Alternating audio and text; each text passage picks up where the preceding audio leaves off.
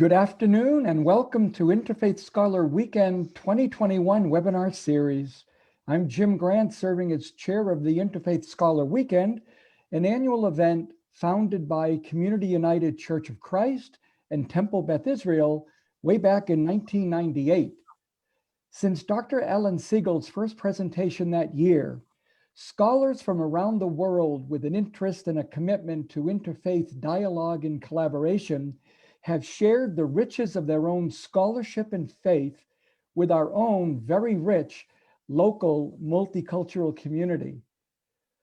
Through these weekends, generously supported by sponsors and co-sponsors of the Central Valley, there have been thousands of persons able to participate and learn about faiths, religions, cultures, and traditions not their own. We have been introduced to Judaism, Christianity, Islam, Sikhism, Buddhism, Hinduism, and Unitarian Universalism, and how all these faiths intersect and enrich those of other faiths and those of no faith.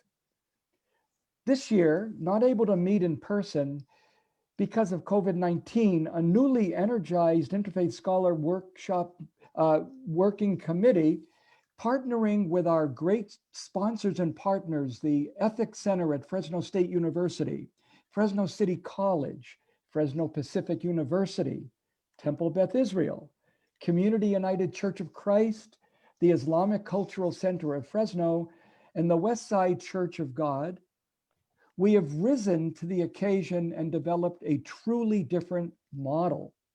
Instead of a single scholar, we're going to have 3 today. Instead of an intense weekend, we'll offer a 6-week seminar series based on our interfaith-based response to racial reckoning right here in the Central Valley. We'll open and close with scholars and practitioners dialoguing on bearing witness from Fresno's Mason-Dixon line. And in the middle 4 weeks, local representatives from faith groups will take a deep dive into Professor Eddie Glaude Jr.'s book, Begin Again, James Baldwin's America and Its Urgent Lessons for Our Time. With deep gratitude, I now would call on Melinda Pitarre, who, as the Interfaith Scholar Weekend's 2021 project coordinator, has served basically as the architect of this year's exciting upgrade. Melinda has been a spiritual director since completing a 3-year formation in spiritual direction with the Sisters of Mercy in Burlingame in 1998.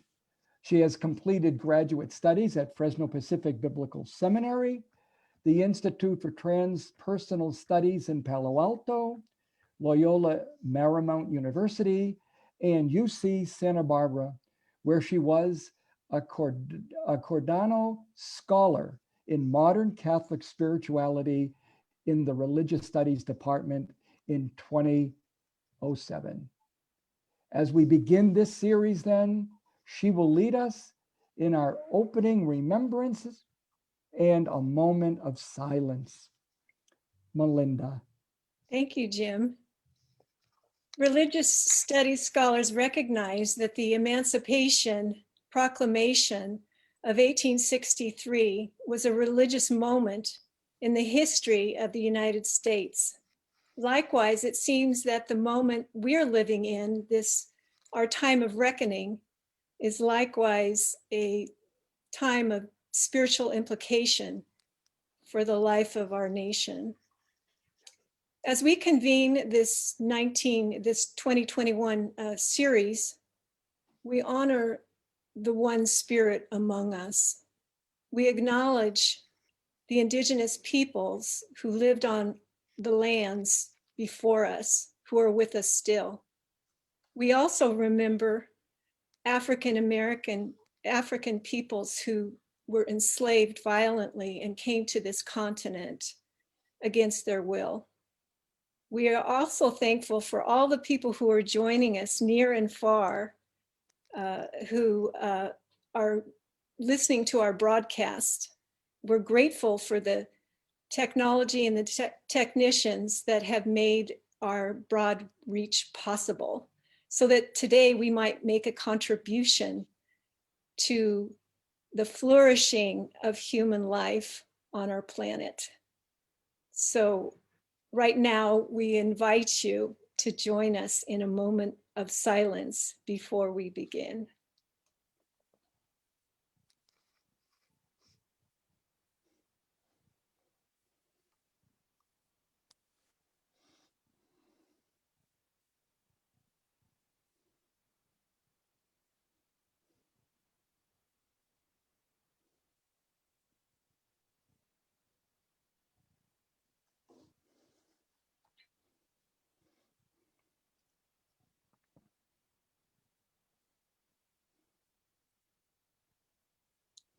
Thank you.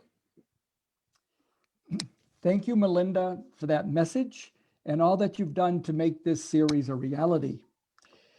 Now, our moderator for this opening panel is our own Dr. Andrew Fiala, who earned his PhD from Vanderbilt University. An expert on ethics and political philosophy, he's the author or editor of more than a dozen books and more than 50 scholarly articles, and has published hundreds of op-ed essays and newspaper columns. As our director of the Ethics Center at Fresno State, he frequently gives public lectures on topics related to ethics, ethical decision-making, ethical leadership, peace, politics, and religion. Dr. Fiala is past president of Concerned Philosophers for Peace. He's an internationally respected expert on the philosophy of peace, nonviolence, and pacifism, and a strong advocate for civility, religious liberty, and freedom of thought. Peggy and I read his blog every single week, and we think he should be the national ethicist as long as he doesn't have to move from Fresno County. I am blessed to count him as a friend and a tremendous advocate and partner for the Interfaith Scholar Weekend each and every year. Dr. Fiala. Thank you, Jim, and thank you, Melinda, and thank you to all of the colleagues and community collaborators that brought this together. So we're so excited to be here because it's been interesting, to say the least, and we're glad that the audience found their way. So what I'm seeing is we got over 100 people watching us right now, which is awesome. So thank you all. And again, thanks to Jim and Melinda especially. They did all the work pulling this together. So I'm really privileged to be able to moderate this event today. And I also want to say thanks to Belle Vang, who is our behind the scene producer. So you'll see some things put in the chat from her as we proceed. And let me tell you, just before I introduce our speakers, what's going to happen is each speaker is going to have about 20 minutes to present what they are interested in presenting. And then we'll have time at the end for our panelists to engage in some dialogue with one another and from the audience. So we want you all out there in the audience to use the Q&A feature down at the bottom of your, you'll see that at the bottom of your Zoom screen. So feel free to put questions in there, and there'll be plenty of time when we're towards the end for discussion and conversation. It's an interesting and an important topic, this issue about racial divide in Fresno and how that connects to faith communities. So I'm going to do a quick introduction to each of our three speakers, and then we're going to have Dr. Malik Simba speak to us first. So let me begin by just letting you know who the three speakers are. We have Malik Simba, PhD, who is a professor emeritus of history and Africana studies from Fresno State University. He'll go first.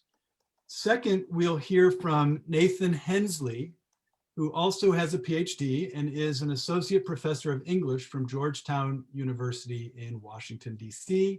He's on a different time zone than those of us here in California.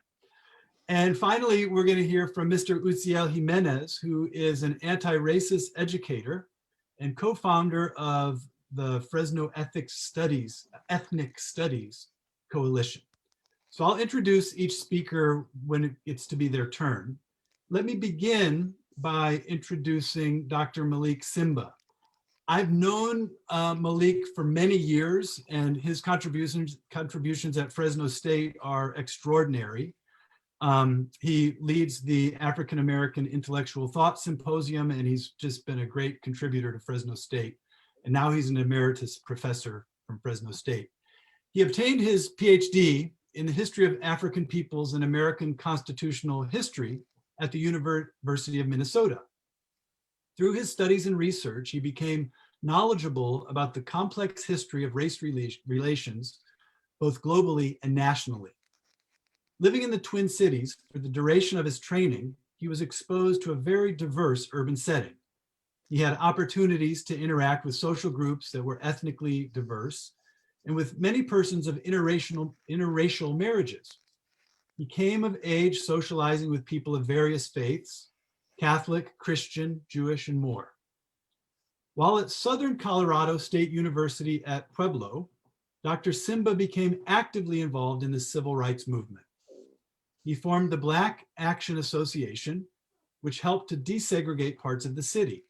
With his leadership, the BAA created an outreach in the state prison to tutor inmates and help them attain their GEDs. However, while at the university, he was indicted by federal authorities for inciting campus disorder. The trial concluded with the dismissal of all charges for him and a number of co-defendants. Dr. Simba now serves on the advisory board of the digital website blackpass.org, which is the Google of the global and national Black experience. Last year, the website had 6 million visitors from 170 nations. This year, they have already had over 1 million visitors. We'll put the link to that in the chat. So, Dr. Simba, the floor is yours. Thank you for joining us. Thank you, Andrew. Good afternoon. It is a pleasure being a part of this Interfaith Scholars Workshop Weekend webinar. I want to thank the organizers, Ms. Melinda Pitarre and Mr. James Grant, for their hard work in making this webinar a success. Finally, I'd like to thank Dr. Fiala for that introduction. The title of my brief comments is Passing for White in the Age of Redlining and Jim Crow. Redlining in housing in Fresno was part and parcel of the Jim Crow era of creating hierarchy within the world of work and society. Work and society was based on exclusion, privilege, high benefits and rewards. By law and by custom, one was defined as white. In this respect, Fresno was similar to most American cities. Hierarchy of whiteness was solidified around the social construction of race, class, gender, and ethnicity. My colleague, Professor Uziel Jimenez, will show an actual racial restricted covenant document that lists who could live in which neighborhood based on race, class, and ethnicity. Over time, West Fresno was redlined into becoming a primary Black community, segregated by infrastructure and by low maintenance city surfaces. Redlining is a process by which real estate developers and city administrators outlined maps in red where Blacks could and could not live. Over time, this initial de jure process became accepted as de facto reality. In my brief comments, I will explain the essential fallacy of the concept of race, not as something scientific, but it's something driven by optics of visualness, meaning what you actually see. This fallacy of race is extremely dangerous. In fact, Ashley Montague, the famous scholar, wrote the famous book, Race, Man's Most Dangerous Myth. One's visual appearance determines one place in hierarchy and exclusion or separation. Because of how you visually appear, redlining was doomed to failure in its essence of structuring a white and Black separation. Thus, we see widespread behavior of passing. Passing is a reference to how very light-skinned Blacks or Hispanics or Armenians pass for whites, therefore destroying the obvious intent of redlining or exclusion. Professor Alison Hobbs wrote what I believe is the most definitive study on this topic. Her book is entitled A Chosen Exile. That's a very important term, a phrase, because once you cross over out of the category of your birth, you actually disappear. So you can see how difficult Professor Hobbs' research was, because no one wants to be found out or located. They're no longer Black or Hispanic or Armenian, they're actually white. By their visual appearance. In every white community that has created racial restricted covenants, unbeknownst to those who created exclusionary residential areas, they have always had Black neighbors, friends, fellow churchgoers, and in-laws. They just didn't know it. I'll give you an example. Last year, 2 years ago, a friend of mine, African-American woman who married a white male, and they had 2 children, a boy and a girl.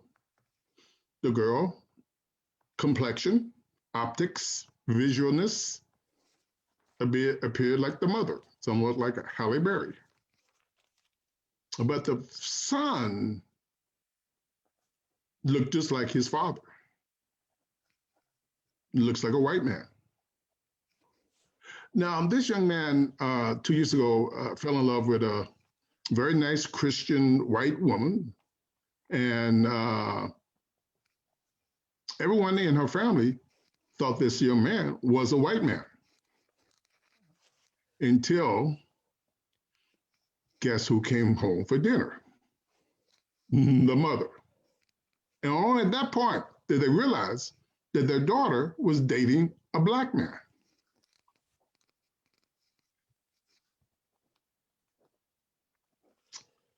They accepted that relationship and they got married and they got 3 children. They're very happy. For all practical realities, the Blacks who pass over into whiteness have literally disappeared. And that is the title of Dr. Hobbs' book, A Chosen Exile. They have disconnected themselves to their families and their loved ones and have literally disappeared into whiteness. I'll give you another historical example.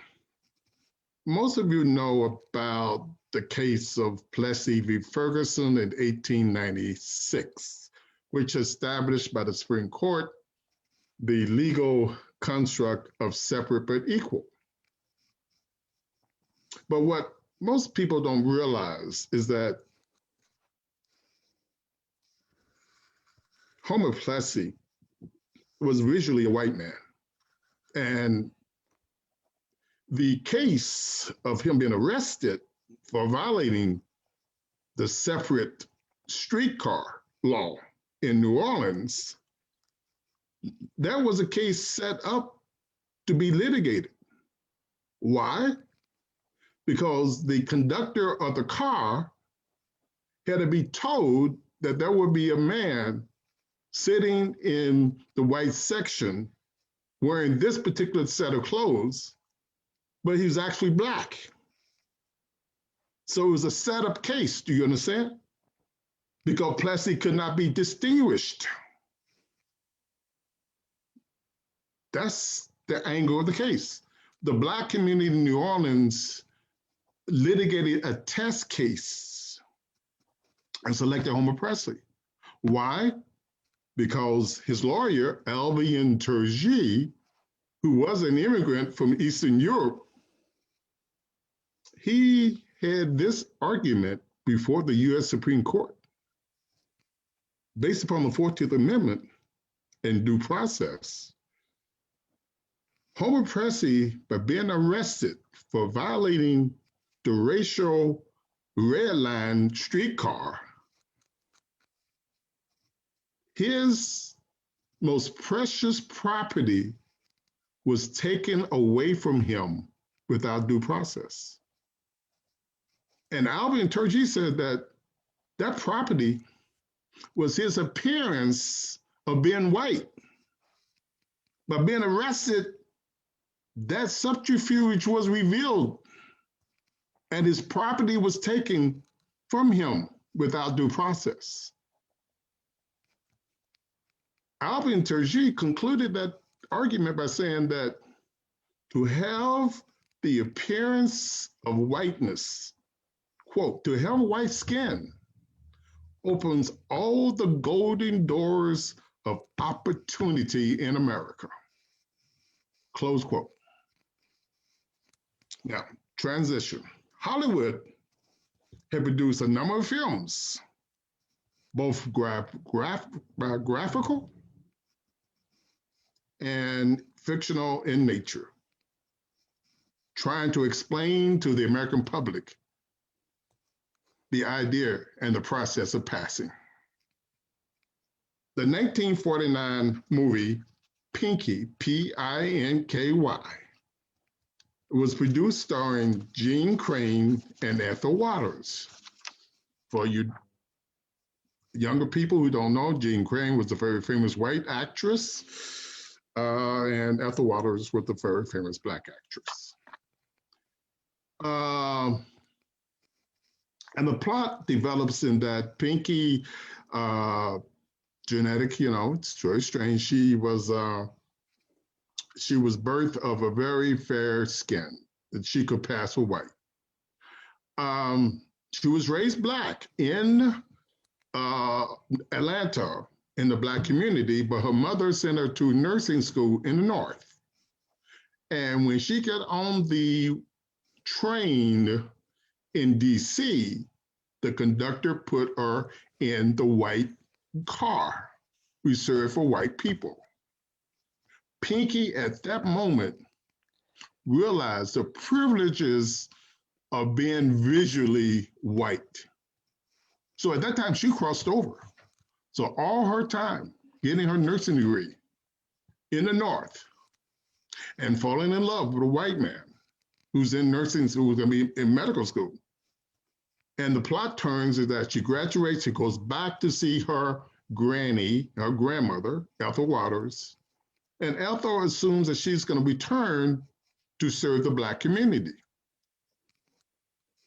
But Pinky had crossed over, but she loved the grandmother. So Pinky is torn between the commitment to her, quote, race, okay, or Blackness and her love of the medical doctor. Okay. So I won't share any more about the film. Doing Q&A, I can elaborate on the plot. So what's key to people like Pinky and trying to cross over, they knew that if it was revealed, sometimes a driver license and so forth in a real estate transaction, that they had one drop of black blood. It's a legal point of law. One drop of black blood makes you white. Excuse me, one drop of black blood makes you black. One drop of black blood, the one drop rule. Okay. So no matter how fair-skinned Pinky was, if it was revealed that she had that one drop. So later on in 1949, another film was produced that was based upon an autobiography, a true story. It was called LOST, Lost Boundaries. Look at that title, Lost Boundaries, and think about redlining. Redlining is about boundaries, drawing boundaries. So why is that film called Lost Boundaries? Because of my exact thesis of my lecture. The boundaries are always crossed because whiteness, there's no such thing as a white race. It is a visual connotation based upon race, class, and gender, ethnicity, and hierarchy, and essentially class relationships within an economy that's structured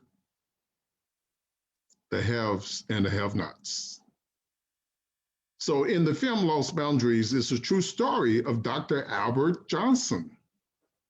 And Johnston was a fair-skinned black man, and he's married a fair-skinned white woman, and they decided, because they were having a child, that he should spend 1 year crossing over and becoming white and getting a nice job in a white hospital and so forth. You see the problem? After 1 year, is he gonna go back to being black? He couldn't get a job out of medical school. So he stayed for the next 20 years in this small New England town, and he became the town medical doctor. And everyone assumed that his wife and himself and his 2 children, daughter and son, were white. So that's Lost Boundaries, based upon a true story. That's a 1949 film. More currently, you have the real case of Dr. Gregory Williams, who was the dean of Ohio University Law School. And even though he and his younger brother and father passed as white in West Virginia, and Dr. Williams' father passed as a Greek and married an Italian woman, in West Virginia, they passed as white. But they got divorced. Dr. Gregory Williams' father and the Italian woman got divorced. So Dr. Gregory Williams and his mother, who was darker skinned, so she had to pass as a maid in the household because she couldn't live where they live because of redlining if she was not a maid. And Professor Jimenez would talk about that when he examines the restricted covenants. You could live in a restricted area if you were a maid or servant. And so when the divorce happened with Dr. Williams and his wife, they drove back to Dr. Williams' original home in Muncie, Indiana. So at the Indiana border, he turned to his 2 white sons, raised as white children, and said, in West Virginia, you were 2 little white boys, but in Indiana, you're gonna be black. Okay, so a few more points. There's a famous young man who was born of a African-American father and an Israeli mother. And the father was a very famous journalist for the Baltimore Afro-American newspaper. And they got divorced, the Black journalist and the Israeli mother. And the son now he lived all his life passing as white, but now he goes around the country lecturing on the travails of his chosen exile. Okay, it's a very intriguing story because his father is also. I have a documentary in which his father reflects upon his son chosen's exile. But that's an interesting story about the visualness of passing. Referring to Jewish people who are Ashkenazim or European in complexion, Hollywood did a movie on this one. It's called 1947, Gentleman's Agreement with Gregory Peck. And it kind of shows you that the discrimination, the anti-Semitic discrimination, really forces Ashkenaz Jewish people to pass over.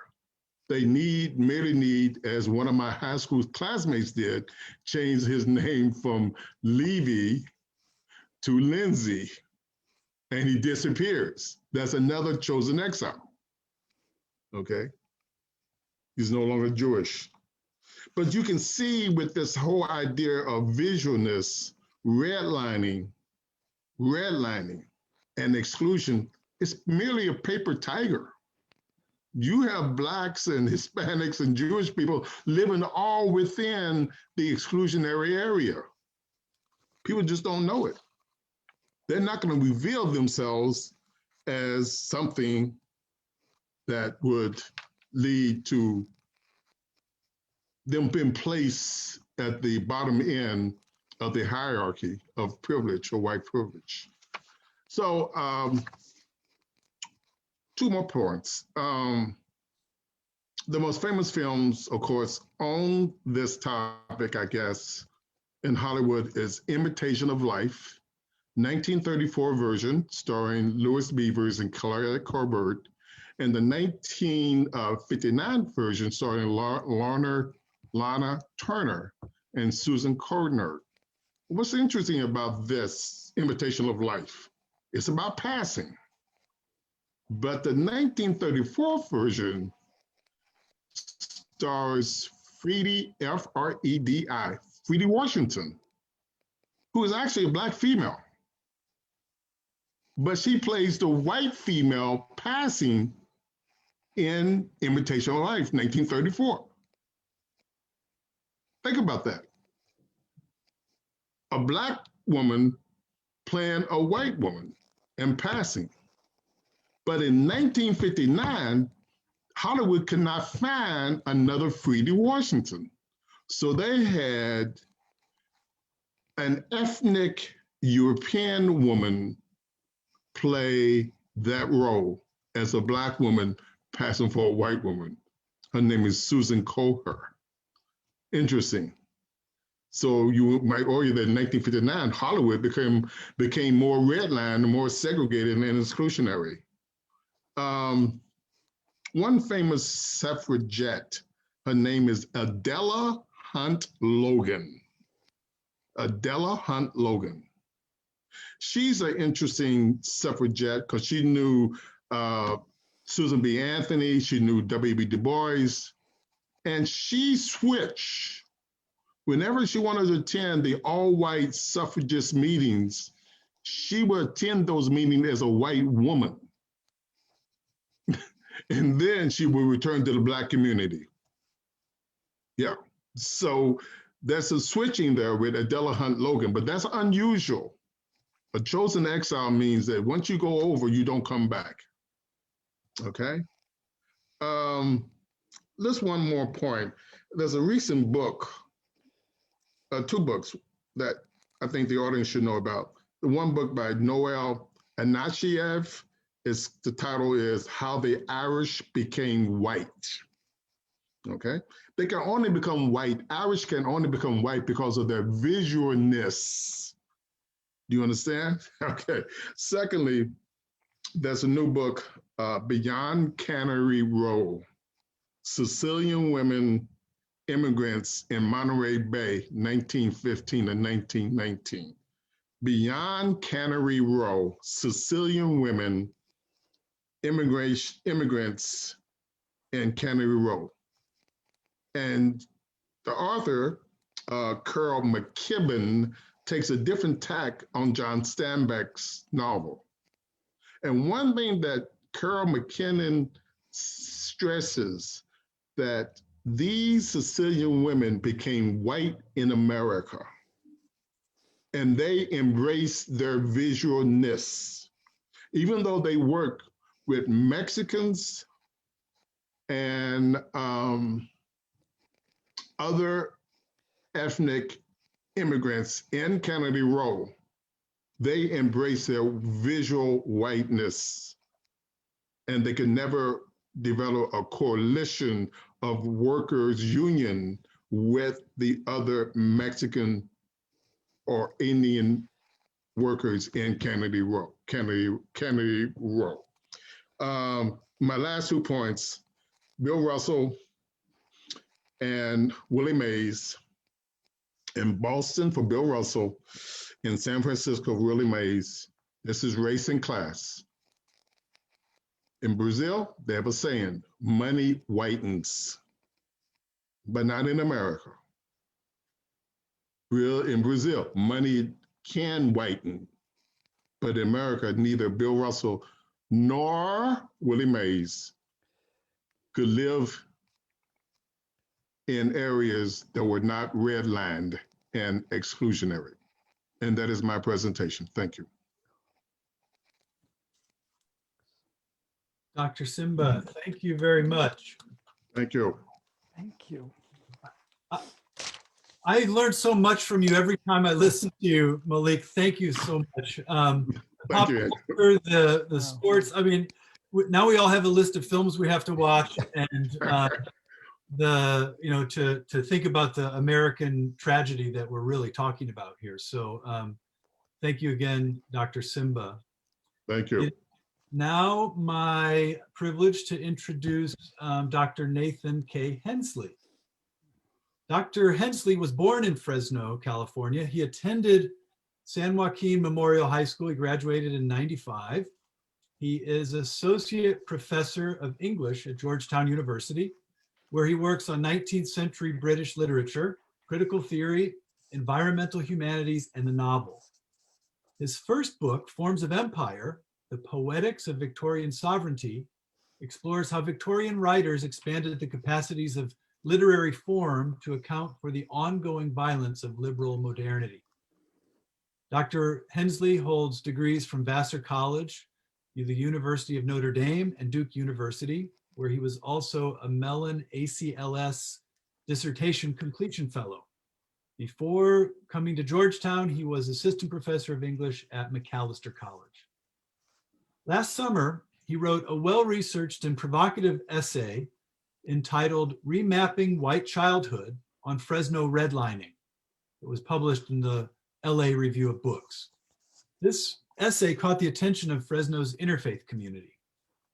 Dr. Hensley interviewed many locals, including Brianna Calix, John Capitman, Andrea Castillo, Pastor DJ Kreiner, Debbie Darden, Bob Mitchell, Tanya Pacheco-Werner, Grace Thibault, and Miriam Zook, who he acknowledges for generously helping him learn about Fresno's disavowed histories. He also wrote an essay in 2017, also published in the Los Angeles Review of Books, entitled Our Ghosts, on Japanese internment in Fresno. Let me remind our audience that you can post questions in the Q&A and chat, and we'll have an opportunity to discuss. And then let me remind our panelists to mute their microphones if they're not speaking. And Nathan Hensley, thank you so much for joining us. I'm looking forward to your presentation. Andrew, thank you so much for that really kind introduction. I'm going to start a timer here and try to come in under 15 minutes so we can get to our discussion. It's such an amazing honor to be here, virtually talking with this amazing group of people. And I want to thank in particular, Jim and Melinda for inviting me to be part of this.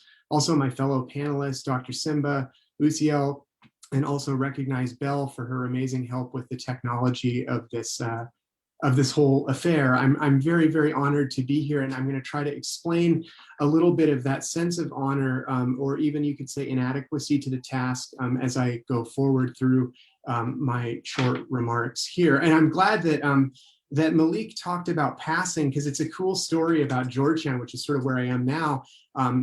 That one of the early presidents of Georgetown, Patrick Francis Healy, who became president of Georgetown in 1873, was born in slavery and was educated in New York and became white in New York and joined the Jesuit order, only to become one of the early presidents of Georgetown University. So it's a great story of the kind of movement between hierarchies that Dr. Simba sort of opened us up to at the beginning. So for my talk, my title is Remapping White Childhood, Fresno Redlining and the Problem of Personal History. And I give you those two titles because it's a kind of split. So on the one hand, what I'm going to hope to talk about with you today, tonight, is Fresno redlining and sort of narrow in on some of the broader history of the sort of afterlives of Jim Crow that Dr. Simba opened us up to, and just look through some of what actually happened in Fresno. And here I have to really be clear that I'm not an expert in this history, and there are many people on this webinar right now who know far more about this than I do. And so this is why part two of it, of the title, The Problem of Personal History, is really where I want to kind of like put most of my time or effort here, a few ideas to contribute to our discussion today. What you see here is my hometown. That's my hometown, your hometown, Fresno, California, but that's the childhood house that I grew up in, is the Red Star, superimposed onto the 1936 redlining map of Fresno, California, published by the Homeowners Loan Corporation, that I'll talk about in just a second. And part of what I want to do today is essentially think about the problems and ethical and political challenges that arise from essentially coordinating two separate storylines: the political or sociological history of redlining on the one hand, and then the question of how that ramifies on individual particular lives, in this case, my own. So let me get started and I will work through. So here is that same house seen from a different vantage, with my sister, my brother, and myself on the right in weird clothes around 1989. And I want to sort of bring this up. Yeah, thanks, Uziel. I bring this up because this is the sort of like style of lyric memory that I want to sort of put in parentheses or hold in abeyance for a few minutes as we move past the idea of personal recollection and into larger structural histories that intersect with the kinds of things we remember through photographs. This is the map that I showed you before. It's made in 1936 to do exactly the kind of hierarchical division and essentially organized system of racial apartheid by which whiteness was produced and maintained and sealed off into bubbles, coded here green or first grade on the 1936 map. The red boxes that I've added to it show some scenes in my own life where I intersected with this plot. The big one on top, which is where my own house was. The white space in the middle is where San Joaquin Memorial would later be built. And down on the lower left is where Edison Computech Middle School was produced in the 1980s, generated out of thin air to quote unquote address the problem of segregation in Fresno schools. So I sort of do this to show this, this sort of geography of racial partition that created the environment in which all of our lives, those of us who grew up in Fresno, essentially were organized and channeled and funneled. You can see on the left how this worked, but Dr. Simba already described that we had essentially strategic loaning and the denial of loans that enabled settlement according to these residential zoning areas. So some key questions I want to ask or leave us with or throw on the table here is, what does it mean to have something that is called official history. And what is a secret history? And actually, to whom is it secret? Because how are the histories that are known and lived and felt in the bodies of many residents entirely arrived at only belatedly by those of us like me who learn about maps like this only over the summer of this past year when your aunt sends it to you over an email? Thanks, Aunt Robin, for sending that. But I want to think about this sort of problem of belated knowledge and the different ways in which this kind of knowledge is doled out and differentially accessed. So then how do you address a history of violence from which you are an unknowing beneficiary? This is the problem of white witness. I want to come and address that directly at the end of my remarks. And then this question of, was it really unknowing? In what ways do we actually intuit or understand forms of information or social practice that seem hidden from us in other senses? So this question of what constitutes knowledge and to whom it's accessible is something I want to sort of talk about a little bit. What shape could a story take when you coordinate these two histories? So quickly here, I just need to start where I bring up what I said at the beginning, which is this information is not mine. The story does not come from me. It doesn't really belong to me, except in the oblique ways that I want to try to tease out here. So I bring up here a quotation from Sarah Ahmed, who explains that citation is how we acknowledge our debt to those who came before. Citation, she says, is a kind of feminist memory. It's about showing obligation with others. And so whose story is it? Some of them were mentioned. Thanks, Andrew, for reading off the names of some of the people who helped make this story become real to me. I want to particularly single out Pastor Kreiner, Debbie Darden, and Bob Mitchell, who basically agreed to talk with me about this history that I knew nothing about, which was an act of real profound generosity. To take someone who shows up and says, I don't know anything about this, and to teach and to patiently share and to bring someone into a field of knowledge that they should have probably been in already. This is sort of an act of, I consider it an act of solidarity, and I'm very grateful for it. So this sort of acknowledgements are kind of part of the story here, but just to return to the concrete narrative of this history in Fresno that many on this webinar will be familiar with. This is the organization of racial apartheid that structured Fresno, California, starting in the 1930s and going all the way through the post-war era. How did it go through the post-war era? And this, I may be scooping Uziel here, maybe he's talking about this. I forgot to shout out Uziel's thesis here, by the way, he'll tell us later, but this was a major source of information for me in coming to understand this history. So thank you, Uziel.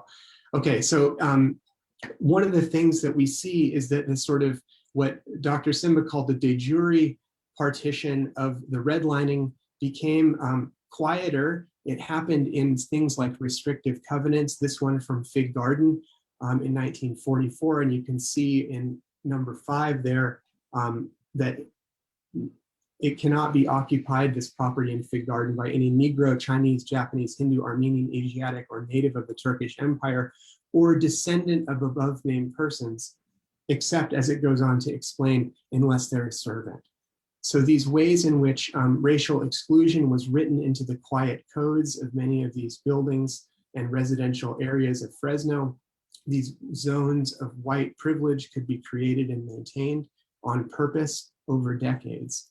Here is Armin Manasian's amazing thesis from the early 70s, made a list. He was interested in Armenian settlement in Fresno, and so he was interested in mapping all of the racial covenants that he knew about in Fresno according to the years that I show here on the left side of the slide. And what you see is this checkerboard of racist exclusion following all the way through into the early to mid 50s and possibly beyond. But I want us to sort of, the way that this structural racist spatial organization intersected with all of our lives. The dot on the upper left is the house that I put my picture, that I showed you my picture of earlier. The other one is my grandmother's house at Shields and Blackstone, right in the midst of those thick dots. And I want to explain to you, or sort of leave you here with this picture of this, my grandmother's house, which is where my dad and his whole family grew up, and we used to hang out all the time. And it was, my dad remembers every family on the block being white, and I think that we can see why that is. And I have memories of this as well, but I want to skip past those sort of lyric memories and explain just the way that this partition extended past this time into the 70s, when Highway 99 becomes a quote unquote Berlin Wall, further into the 70s when forced busing becomes a hot button issue at Bullard and elsewhere in Fresno. And again, many will know this history better than me. Here is an article about the founding of Edison Computech in the early 80s, which, as the quotation, this sort of weird article explains, was meant to, quote, draw children from the affluent white families at the north end of town to the predominantly Black Edison High School in West Fresno. So this is all how it was going to be done, that you would have a segregated school attached and detached and separated by a chain link fence. How that was going to accomplish integration is something we can talk about in the Q&A.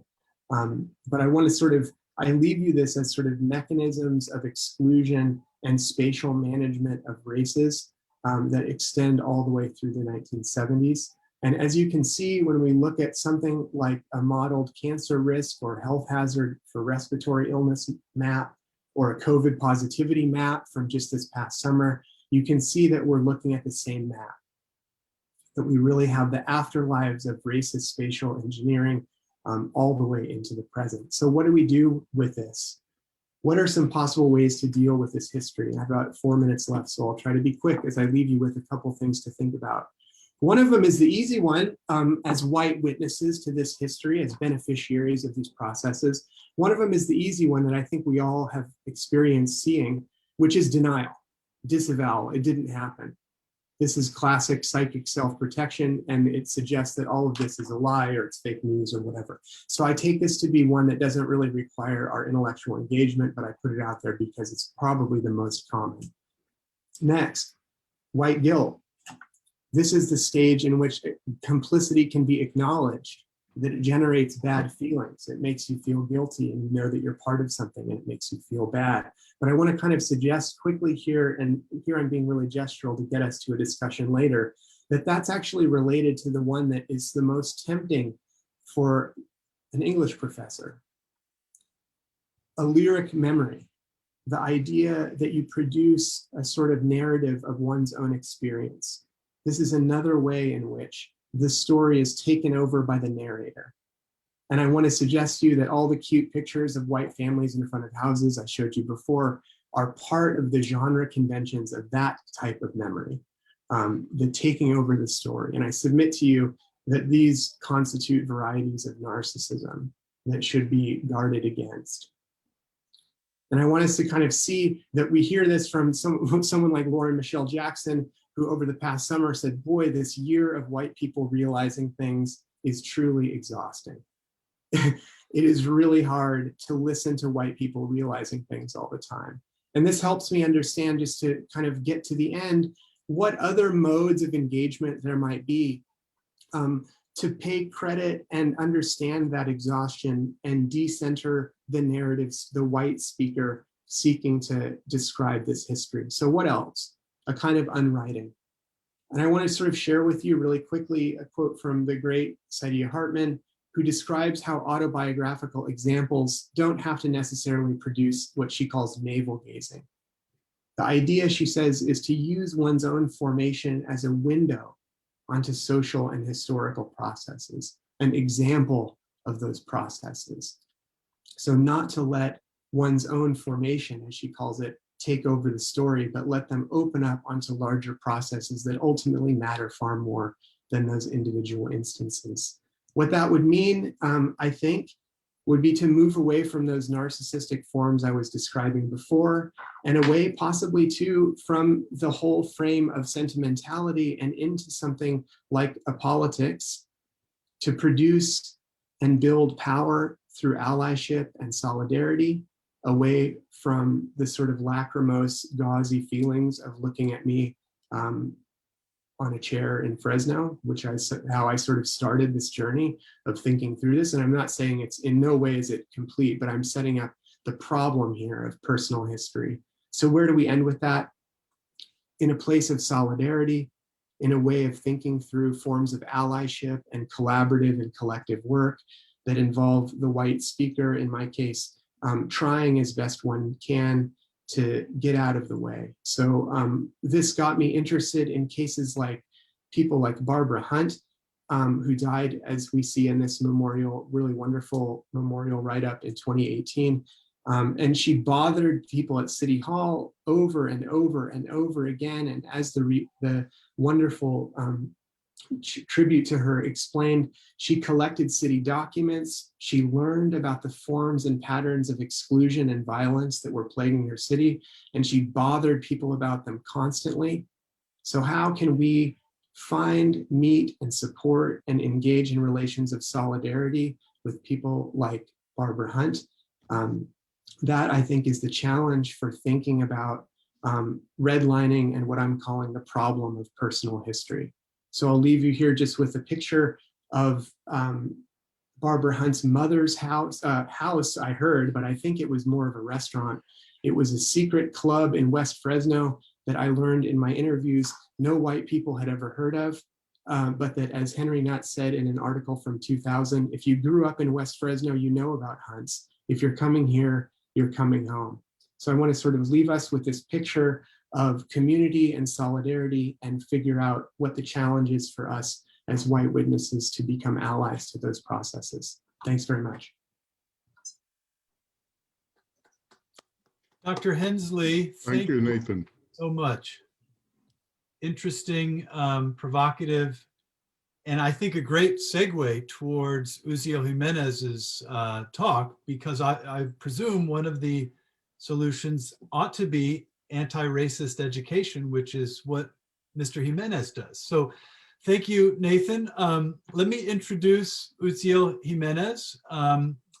So I'm reading. Uziel Jimenez grew up in Southeast Fresno, a block from where he now teaches race and social justice in United States history and ethnic studies.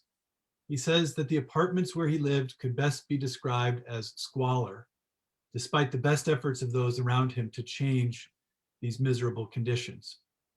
The forces that created the squalor were invisible. So he describes how he did what most brown kids did in the 90s did, if they're being honest. He hated himself and viewed his own people as responsible for their own destruction. He became a teacher and a historian to change the lives of those living in these same neighborhood conditions.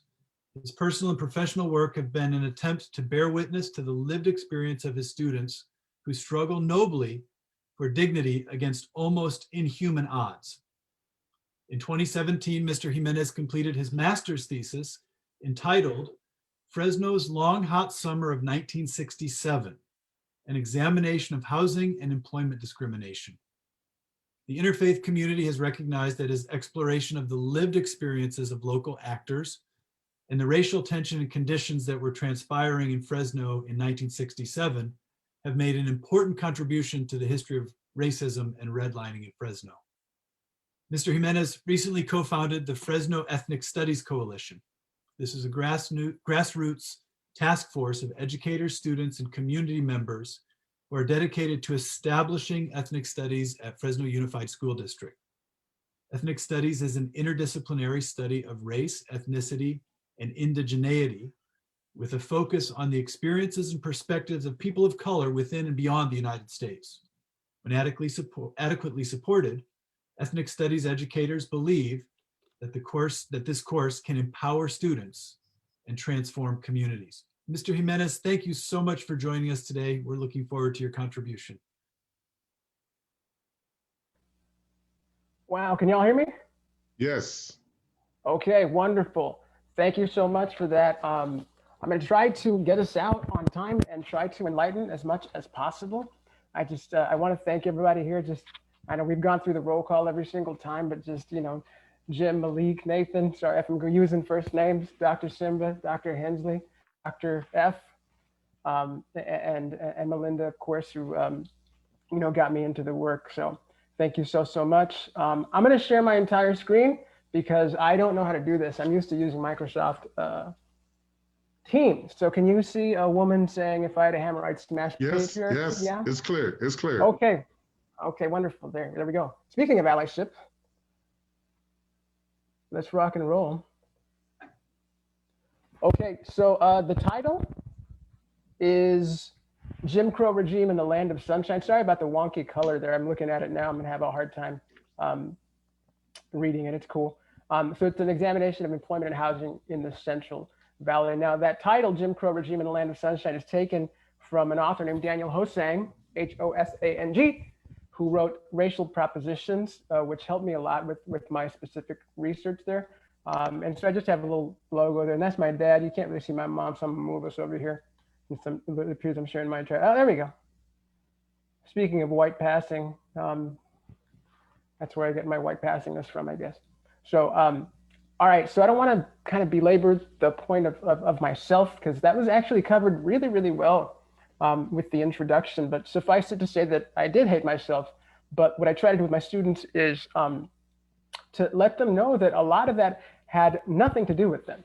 So you, the student, me, myself, the student in the 90s and 80s, did not draw a line in 1848 down your ancestral homelands, making you illegal in your own ancestral homeland. You did not pass a law making it illegal to help undocumented immigrants. You did not draw the line that Dr. Hensley talked about in 1936 that essentially drew the hood. You did not choose to live in a place where actions of those above you would contribute to inhuman levels of unemployment. And so as it is, I didn't complain. And so I was postulated as you know, a good Mexican. The truth is I couldn't. I was not eligible for any of these social services as a person without documentation. And therefore, the white people around me, many of them, not all of them, obviously we've had allies and allyship throughout every single era that we're going to talk about. But I just want to point out that my little bit of work of scholarship here, if I can, got a lot of the imposter syndrome. So I do not feel worthy to be here, just to, like Dr. Hensley was talking about, just to be perfectly honest with you. People on this call probably know significantly more than I do. I just wrote a thing, and I thank you for letting me share my thing. That sounded bad, I apologize. My work. So this little bit of work in scholarship for me is to help those people, like my students, see that the conditions around them, see the forest for the trees, you know, see what we call systemic fill in the blank, whether it be capitalism, racism, patriarchy, etc. To name it, change it, and most importantly, not to hate yourself. So I just a picture of some of the things on my wall. And so you'll notice that the civil rights heroes that we see here are not only seen in their more standard speech-giving, like most robust way, but also through the lens of criminality. So if we, again, to overuse the word postulate, if what does it mean to be a criminal? If in fact these people were simply fighting for their civil rights and they became criminal. So I want to go to 1967. And what I want to talk about in 1967 is essentially that white memory and black memory is bifurcated. It's basically two different things, kind of to Dr. Hensley's point. So if you were in California, specifically around Haight-Ashbury, then you think of the summer of 1967 as the summer of love. Song came out, you know, if you, I'm not trying to sing, but if you're going to San Francisco, make sure to wear some flowers in your hair. 2 weeks later, you have the Black Panthers taking over with armed, with arms, shall we say, the state capitol here in Sacramento. So essentially, whoops, that came too early. Actually, you know what? Let's just watch this. How can you win? How can you? So we're going to talk about riots. I want to have people who are affected by this speak for themselves, so it's not just academics talking to each other. So can you guys hear my, can someone unmute themselves? Let me know if you can hear the sound. You can hear the video? Wonderful. Yes, it's fine. Yeah. Wonderful. Win. You can't win.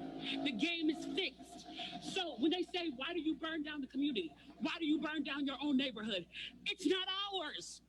We don't own anything. We don't own anything. There is, Trevor Noah said it so beautifully last night. There's a social contract that we all have, that if you steal or if I steal, then the person who is the authority comes in and they fix the situation. But the person who fixes the situation is killing us. So the social contract is broken. And if the social contract is broken, why the fuck do I give a shit about burning the fucking Football Hall of Fame, about burning a fucking Target? You broke the contract when you killed us in the streets and didn't give a fuck. You broke the contract when for 400 years we played your game and built your wealth. So it goes on for about 6 minutes, but I just wanted to share that part. It is not our job to judge the actions of people if we have not lived that specific experience. And so to Nathan's point, to Dr. Henley's point, I certainly don't want to be in that situation. So when we look at the actions of people who struggled, some nobly, maybe some less nobly than others, I want to point out a couple of things. One, I'm not asking you to agree with anything she said. I'm asking you to understand why a person might be moved to do this. Why Fresno was on fire for 3 days, July 15th, 16th, and 17th in 1967, which if I ask most people, they have no idea that this ever actually happened. So I want to point out that it is neither hard nor brave to say that breaking stuff is bad without a concurrent interrogation of why people would want to break stuff. And two, I'd like to say that it's not just this riff-raff theory, like we like to judge kids walking out of class because they don't have textbooks. No, yes, some of them just want to get out of class. I understand that. But just because you feel that this is an inarticulate way to do something does not mean that you have a right to judge people. I'm just trying to give everyone grace, humility about that kind of thing there. So Fresno was one of 159 places that had racial disturbances. So my work contends the dual forces of housing, segregation, and employment discrimination served as a conduit for prevailing racial attitudes, which led to a starkly different existence for Fresno's residents of color in comparison to its white residents. I talk about specifically the closing down by Governor Reagan at the time of 2 specific summer programs that employed 3,000 youth in West Fresno, and that is how they bought their school supplies. That is how they bought their clothes and whatever they were going to wear for that very first day of school. So I ask you to remember your first day of school before going on. We have a system that posits one group of people on one side and law enforcement on the other, and furthermore obscures, makes invisible the conditions that make them appear, at least in the face of the law, neutral. I'm sorry if that was kind of a mouthful. I just wanted to share that. I feel very strongly about this, just having written what I wrote and having listened to what I just listened to from my 2 esteemed colleagues. So let me skip ahead here. So I really ask that you read it because it's a really interesting story. But this thing that we now know as Prop 14, which re-entrenched racial segregation in California, which passed in 1964 with 2/3 of Fresnans voting for it, actually began, as a response. I'm going to move this out of the way right quick if I can do that, by W. Byron Rumford, who was called the Rumford Act or the California Fair Housing Act. So actually it was about 58 Valentine's Days ago, or 58 President's Days ago, there we go. In response, not a mere 2 months later, this organization here, I'm going to move myself again. I can just lower that, right? Okay, sorry. I don't know how any of this worked. I'm used to using Teams. This came out, full page ad in the Fresno Bee, and it was called the Homeowners Bill of Rights. It was written by a fellow named Spike Wilson, who was a local realtor here in Fresno, but also the president of the California Real Estate Association. So that was the main promulgator, if that's a real word, maybe I'm making it up, of this movement to re-entrench racial segregation in Fresno. And so I want to share the language because it's a really important document. Basically, he writes in this ad here that freedom was in peril. And here we have, the tri-corner hats and the bells and the constitutional and American Revolutionary appropriation there. That freedom is in peril because, quote, militant minorities have organized and vocalized for equal rights until equal rights have become special privileges. And this forgotten man lies neglected. He is the great patient passive majority, the working majority that pays for the expensive government. He is the American small property owner, end quote. So besides the the problematicness of ignoring the fact that minorities also pay taxes and also own homes. These statements also conveniently ignore that the original Constitution allowed for the freedom to own other Americans, and that the Homeowners Bill of Rights seeks to further discriminate against those alleged, quote, militants. So then what we essentially had was some grassroots efforts. And so there's a really good book called Suburban Warriors by Lisa McGirr, I think, McGirr, that really looks at not this specifically, but that same activity in Orange County. And if anyone has access to those documents, they can probably write an equally compelling book based on this movement here between 63 and 64. So there we go. There's my challenge to possibly one of you scholars out there. So what we had, sorry, I lost my place, is that on one side, these people who were not called the White Citizens Council then became the Citizens League of Individual Freedom, but essentially the same in everything but name. And opposing them on the other side, also giving these barnstorming tours, were a group called the Interfaith Social Action Council. There you go, perhaps y'all's progenitors. The West Fresno Citizens Committee, Count Basie, Dick Gregory, and most famously, Martin Luther King, whose head you can see here at the bottom. So he wasn't here for any like good progressive reason. He was here because we were doing some wackadoo stuff with this Prop 14 stuff, but as I told you before, didn't really work out in folks' favor. So this was pretty well covered, but I'll actually share this so that this can also be put up. But if you want to know, so right here up top, much greater specificity, because this was done more around World War I, 1920s. That's Montpelier, Fresno High, and coincidentally, Dr. Hensley's childhood home on Dayton. I can probably throw a football from where I'm actually broadcasting right now, so small world. And what's interesting about these two pre-World War II deeds or restrictive covenants is that for the Alta Vista tract at Huntington Boulevard, they have taken away the word Armenian, but everything else except from these two here, Fresno High and Huntington, Fresno High and Roosevelt, essentially, is exactly the same in wording. Now, post-war, the Salinger tract would basically exclude Asiatics and Negroes, as it says here, or any person born in the Turkish Empire. But by the time Fig Garden was later subdivided, so was Montpelier. It became a group of other tracts, Terrace Gardens, et cetera, et cetera, et cetera.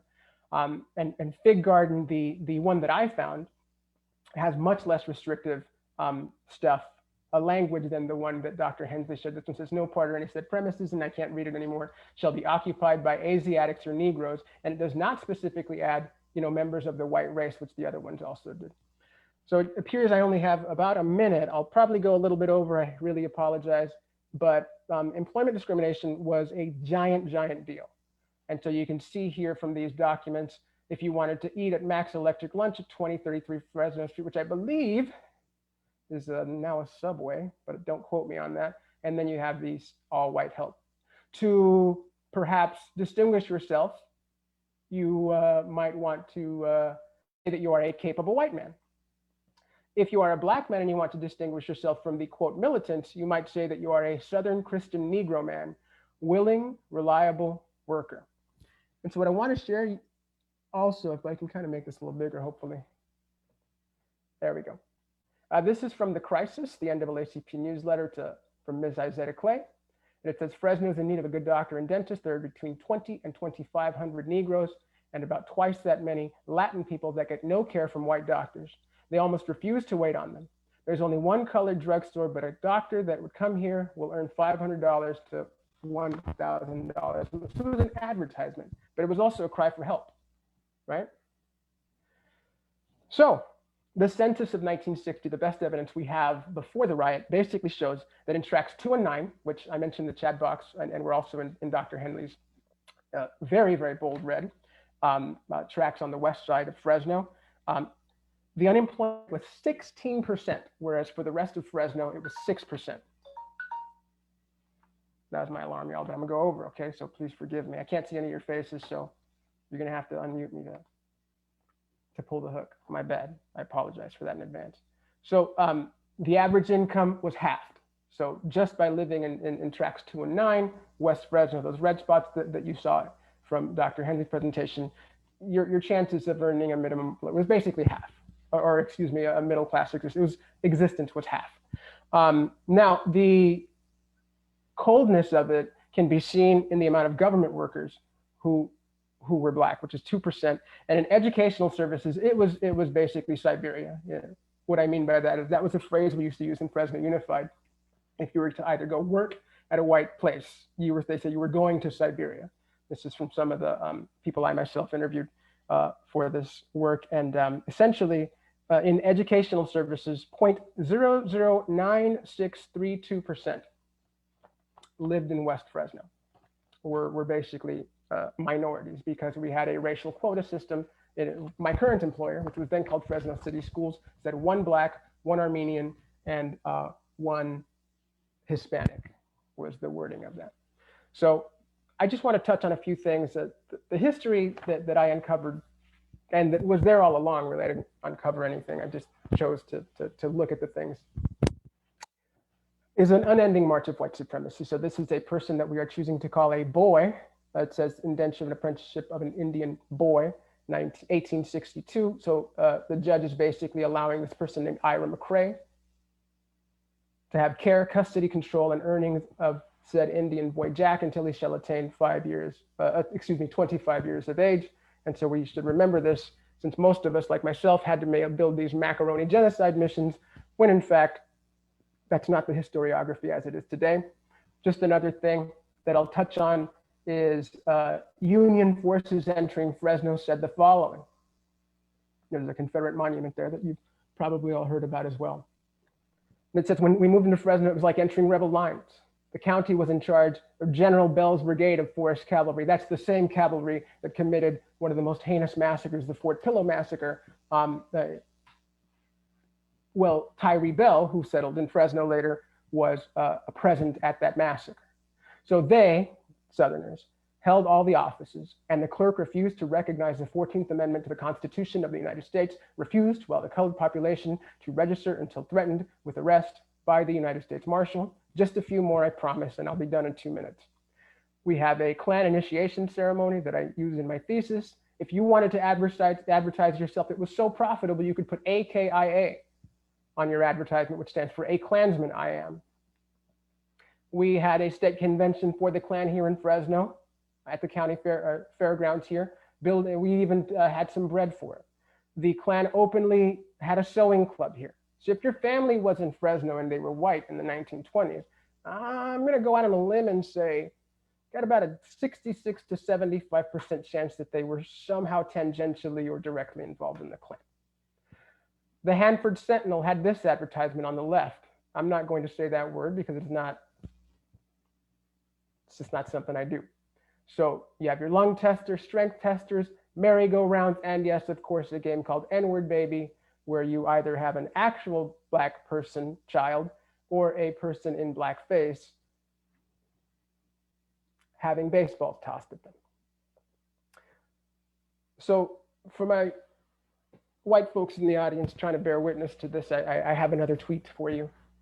And I think this is an apt metaphor of the seesaw. And Charles Blow in 2014 wrote, and I was very drawn by this, that yeah, it's cool, you can acknowledge that I will get pulled over more than you or what have you, you know? But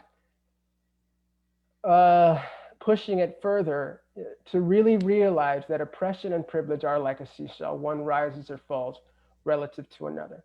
And so that's why I really liked what Dr. Hensley said about, like, I have been the beneficiary of these things. So I'm going to go ahead and end it there. I believe I'm 2 or 3 minutes over because I want to leave some time for some questions. So, and I don't know what I'm doing with this little thing here. So, oh, there we go.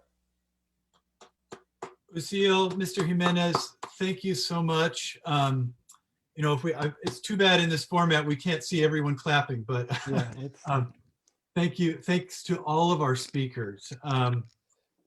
Mr. Jimenez, one of my questions for you is going to have to be, how do your students respond to this in the classroom when you go over some of this? So what I would encourage our audience to do is please use the chat or the Hello. Q&A function, and we can put some questions to our panelists. There's already a few questions to panelists in the Q&A box if you take a look. But before we even go to that, I'm wondering, looks like we lost Dr. Simba for the moment. Nathan, I don't know, Dr. Hensley, if you'd like to respond to anything you heard from Mr. Jimenez, and then we'll go from there. Sure. Thanks so much for calling on me. I was taking so many notes, and that was an amazing presentation, Uziel and Dr. Simba as well. I mean, but that was really cool. And for me, there was so much that stuck out to me, but I think at the very end, you talked about this sort of the blow tweet where privilege works like a seesaw. And then I think that that sort of gets to this really hard question, which is like, what are the cheap forms of allyship, and then what are the real forms? Because that, like, I think that's one of the questions that really confronts, I should just say confronted me in thinking through my belated relation to these histories, you know, is just like, what are some of the ways where people kind of have the option to kind of get off or to do like psychic self-engineering on themselves so that they feel better about something, but it doesn't, as against something that would actually be like a material movement of the seesaw, right? And I don't know if you have thoughts about that, but I would like to hear from other people, because I got a chance to talk a lot, but I was just really moved by the presentation, and it helped me understand the belated forms of this stuff that one would see in high school when, you know, classmates of mine would pseudo-jokingly throw white supremacist hand signs while they were taking a team picture or something. And there's a material history of these organizations, and that this is all part of a longer unfolding that we bear today, you know. So that's just, I have a lot more I could talk forever in dialogue with this, but what do you think about that seesaw thing, about the cheap idea?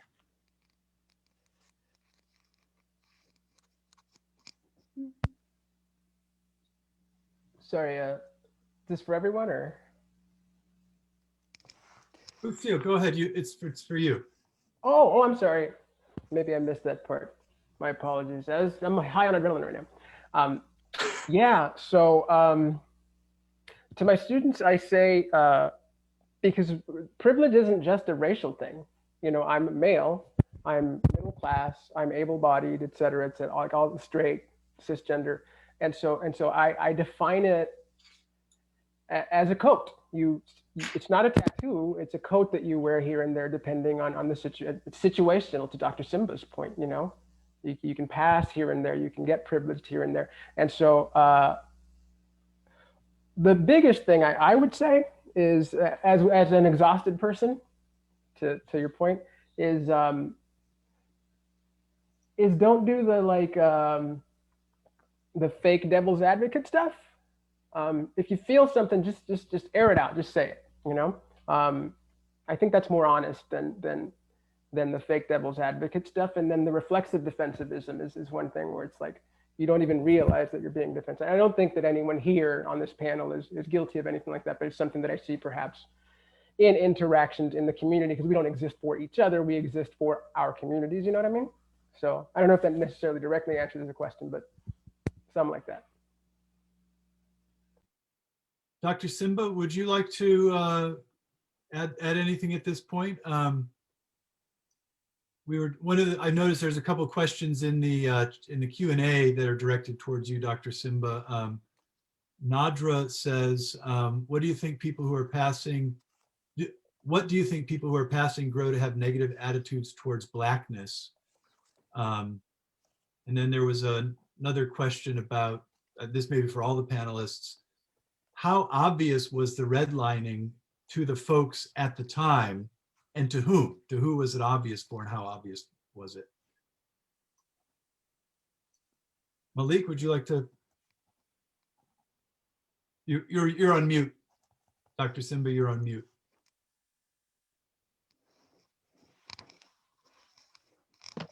There you go. Yeah, on the first point,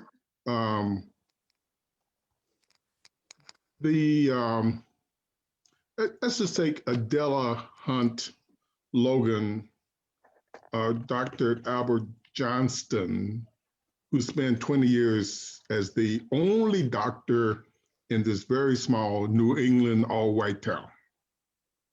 Dr. Johnston on the weekends would go to Boston and serve the Black community in an all-Black clinic.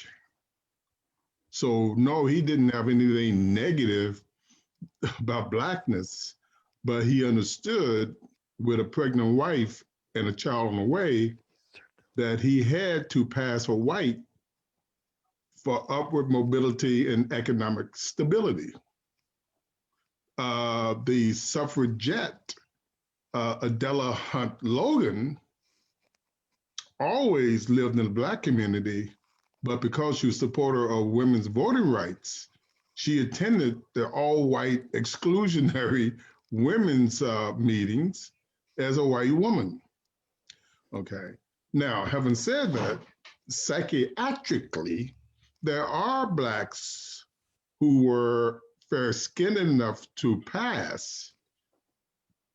They did develop extreme revulsion and negativity to what their mother, father, uncles were. In fact, one famous incident of this historian, J.A. Rogers, who could pass but did not. And he was living in Philadelphia in the all-white community, and his brother came to see him, and his brother was cafe au lait complexion, and J. Rogers said that his brother would not permit him to come into the house, into the front door, kind of shirting him to the side entrance of the servants' entrance. So this passing over into whiteness are what Dr. Hobbes noted as a chosen exile is very complicated. But I think that the other question you still, Professor Jimenez can actually talk to you about banking and loans and the inability to get loans in certain areas that is redlined. Yeah, minorities knew by not only by de jure, but by de facto, by custom, where they could live or should live. In fact, Black parents in Fresno still have a saying, but the talk that all Black parents give their pre-teenage children about the great fear of living Black in America, the do's and don'ts.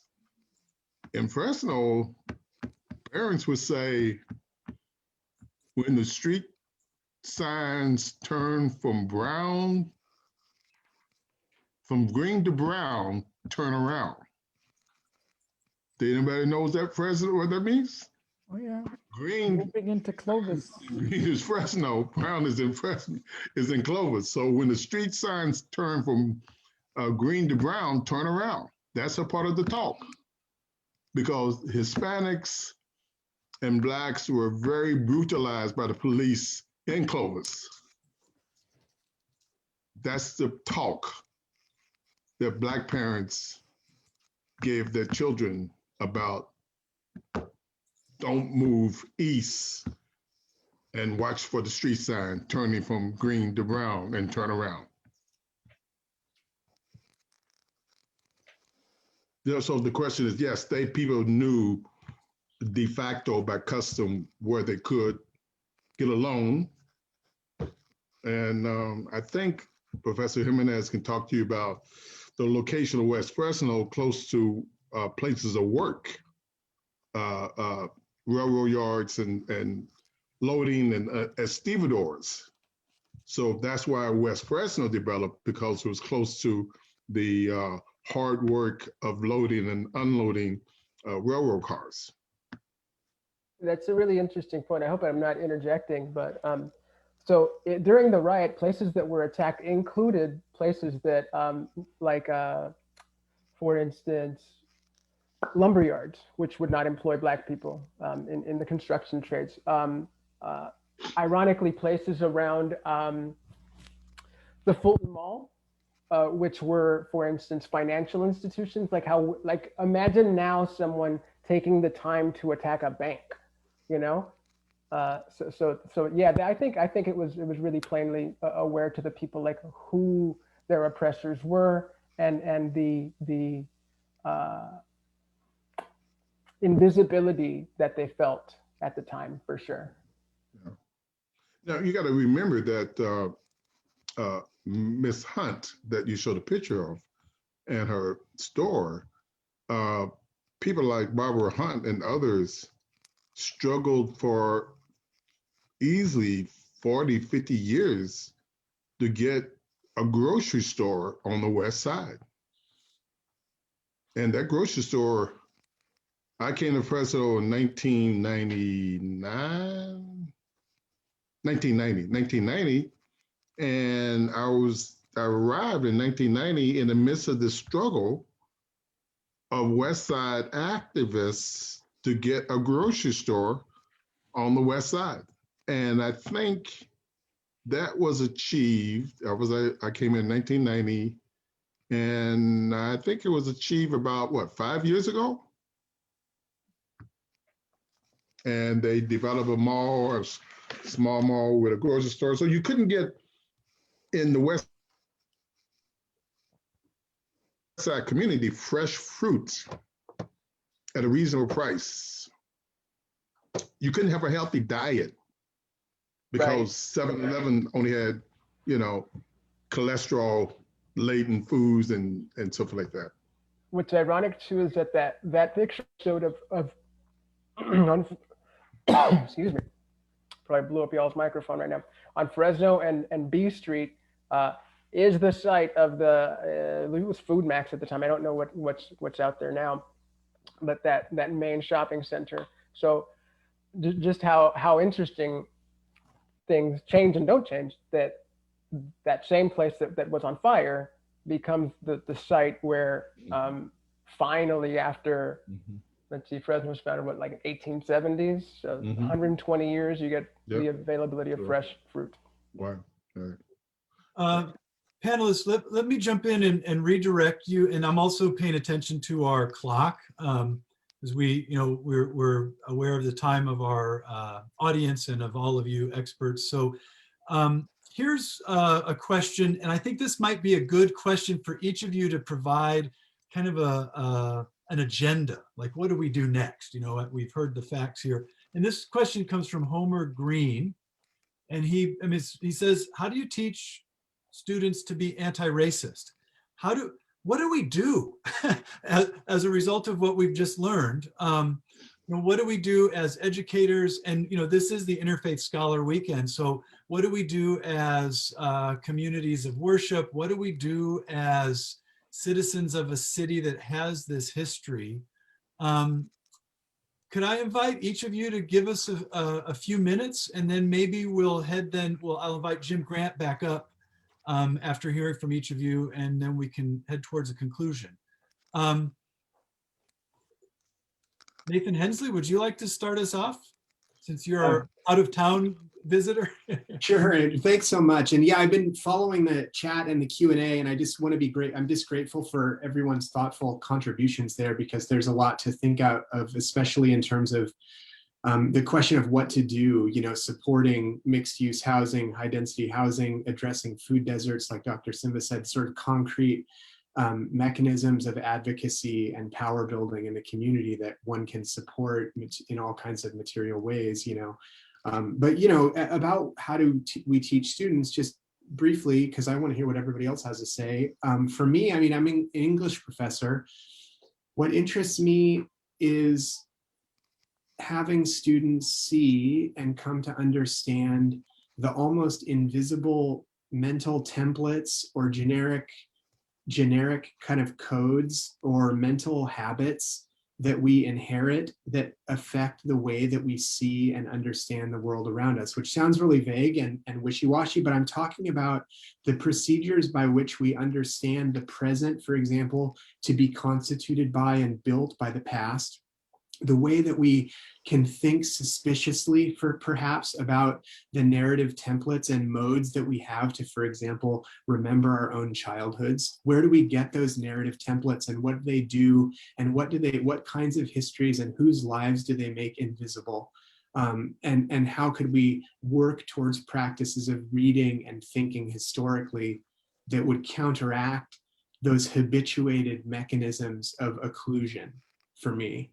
So for me, that's about reading, and that's about thinking historically, and that's about seeing the world not necessarily as it appears to us when we first glance at it, but as sort of enlivened and shot through with all the sorts of histories that Dr. Simba and Dr. Jimenez sort of have like shown for us here, you know, that this is, it's fraught with all this, and the present really bears this past in it. And so for me, that's a practice of reading and dehabituated thinking that I try to do when I talk to my students, or just I continually work on myself as I'm trying to do here, and I'm grateful for the chance.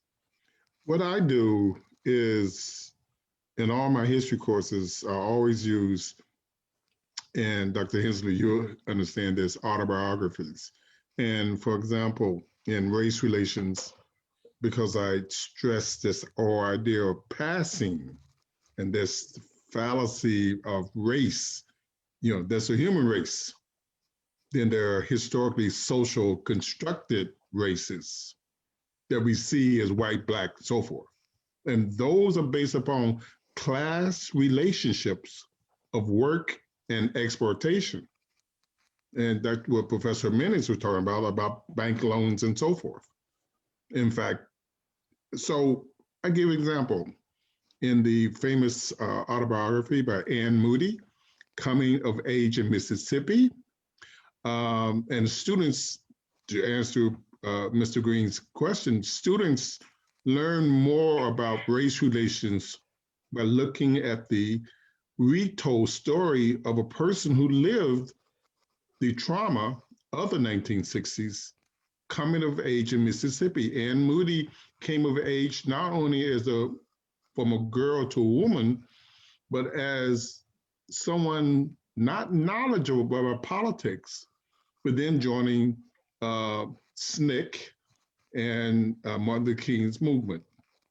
So she meets two cousins, and she asked her mother, well, how come those two little white boys, how come they're my cousins? They're white boys. They're not black boys. So the mother in the autobiography explains the law of the womb, that in English common law, children follow the status of father. But in the 13 colonies, because you have the intensest rape of black women by white plantation owners, English common law could not be transferred to the 13 colonies. You understand about inheritance, status of children, follow status of father. So in all 13 colonies, the law of the womb was passed by every legislature. Status of children follows status of mother. So when a white slave owner, I'm going to think of someone that you might know, Thomas Jefferson, when he raped Sally Hemings as a 14-year-old girl, right? Those children that they had, they are slaves. They take on the status of Sally Hemings, not Thomas Jefferson. So it's about, as Marx would say, it's about interests, class interests, and personal interests, and inheritance. Okay, so to teach anti-racist history, you must get into the personal stories of women like Anne Moody, who describes how she became anti-racist. So students can connect to someone who was of the age that they are right now in undergraduate school, 17 to 18, and how she was transformed into an anti-racist freedom fighter, student nonviolent coordinating committee. So that's how I teach it, by getting at autobiographies and storytelling of those who live and was transformed by struggle. I think that really fits with this theme of bearing witness too. I mean, that's one way to bear witness, is to read the stories, I think. Mr. Jimenez, do you want to wrap us up with the view? And in the chat and in the Q&A, there were a lot of folks saying how lucky your students are to take your class at your high school. So can you give us some insight into the anti-racist education, and then we'll invite Jim Grant forward to conclude. Go ahead, Uziel. Yeah, so I was actually lucky enough to build upon the work, not to sound like Sir Isaac Newton or anything, but I know she's here watching the presentation, The Shoulders of Giants. And so Amanda Peterson and a group of other teachers built the curriculum in an honest way. It's a US history class, race and social justice, with an emphasis on race, class, gender, sexual orientation, etc. And so you're going to learn everything you're going to learn in a US history class. And so I really thank them for their work.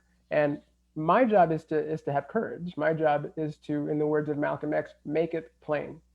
Like Dr. Simba just described the quote unquote relationship. That was a sexually exploitative relationship that can be best described as rape.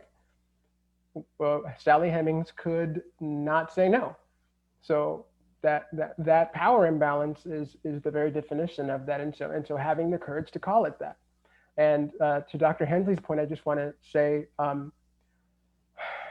Unlearning. It's a book. I forgot who wrote it. He's like a rapper.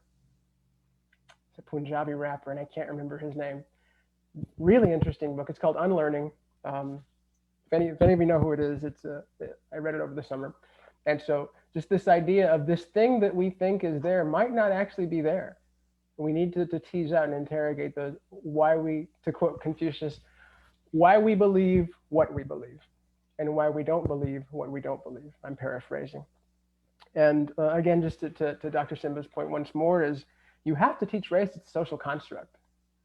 And I want to thank Amanda Peterson, who I know is on the call, for helping me do that as well. We kind of learn from each other. And then I want to thank Dr. Deanna Reese, who introduced me to a book by David Rediger called Working Towards Whiteness, How America's Immigrants Became White.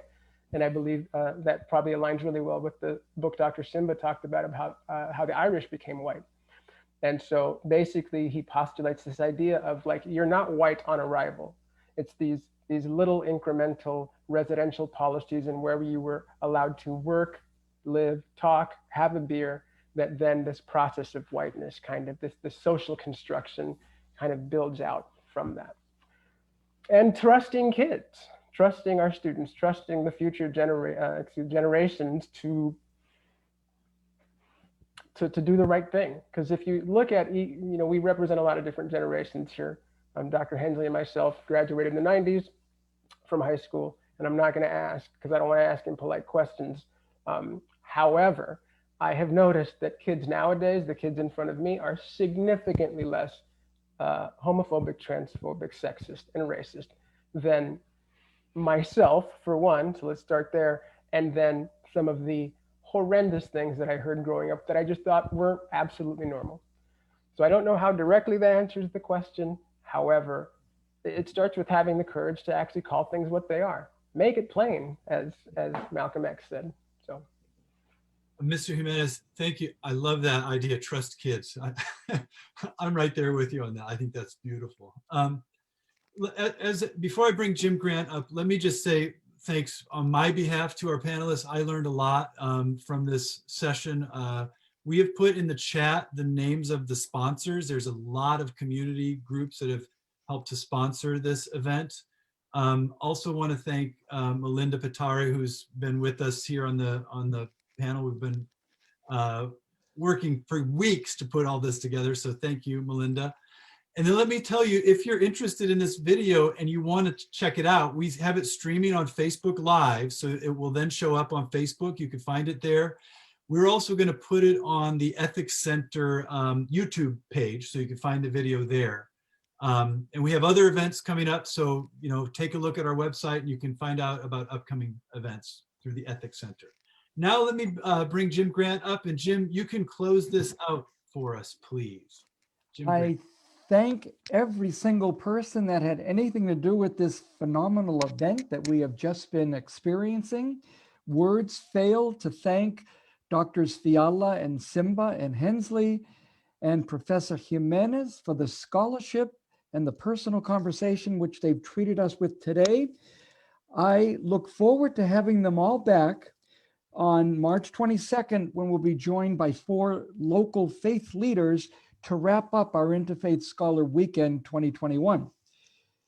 Secondly, our book study begins next Monday, February 22nd from 4 to 5 p.m. Reverend Dr. Paul Binion will give us a heart-based talk on Eddie S. Glaude's best-selling book, Begin Again, James Baldwin's America and Its Urgent Lessons for Our Own, with his 2 respondents, Reverend Ana Lopez and Dr. Daniel O'Connell. Visit our book study bio pages on our ISW website to see all the wonderful interfaith speakers for our upcoming conversations for the next 4 Mondays. Please be sure to register, though, at interfaithscholar.org if you haven't already done so for those particular book study sessions. Thirdly, we invite you, if you are able, to create your own independent Zoom circle for sharing. Let us know about it on the contact page of our ISW web pages. We will be posting a recording of this opening panel by midday Thursday, God willing, so it isn't too late to start one. Fourthly, please do complete the short evaluation that we'll send to all the registrants for this session in the next few days. Finally, thanks for joining with us today. We look forward to seeing you and your friends next Monday at 4. Till then, be well and have a good week. But we must shout out to these professors who are showing us what it is to be an educator, how it is to be a person bearing witness, often in the classroom, often with younger people. Let us trust our younger people to lead us, and let's invite them next week to join us for the book study. Thank you till next week.